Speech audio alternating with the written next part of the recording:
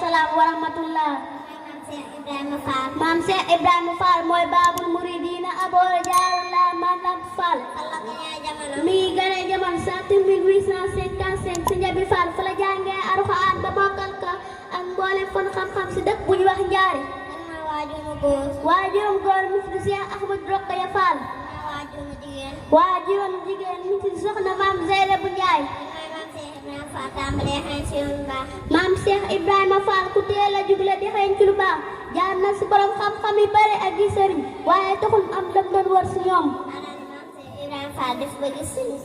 foofee daa jam nekkoon di tarbiyawu fa la gisee seen aadama ngay topp ko ngi xacum sëriñ Touba yi kay xeeñ si moom la sëriñ Moussa Kanaan mu gis fa Cheikh Adama Gaye sànni borom da di ko ngay mu won ko Bamba mërmëre yi sëriñ bi naan ko foofu xëy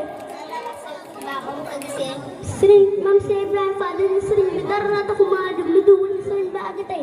àggale fa yàlla koo xam ne dana mën a am ci moom leen boo dàqal ndëm dëndëm di wujj mandar koy dëgg sëriñ Touba dana ko mën de Ibra Fall bu ma am too yeneen bi lu dul ne biddi yi ak sama si ma tim wóor na ma ne ñu koy tim ma di leen gis dana ma leen say personne ak sama defee ci moom dana ma may li ma bëgg Cheikh Ibrahima Fall fekkoon nañu daan toogandoo sëriñ bi daan waxanteeg moom daan sol daal ci moom ak mbaxana mu ñëw dindi fa lépp tàmbalee màggal sëriñ bi si fan yëpp ak joxe àddi moom la sëriñ Moussa Kanaan moo fi xewal li ñu daam moo ñu tere wuyati naam fekkoon ni ñuy jàng fa maam moom muy murit di fexe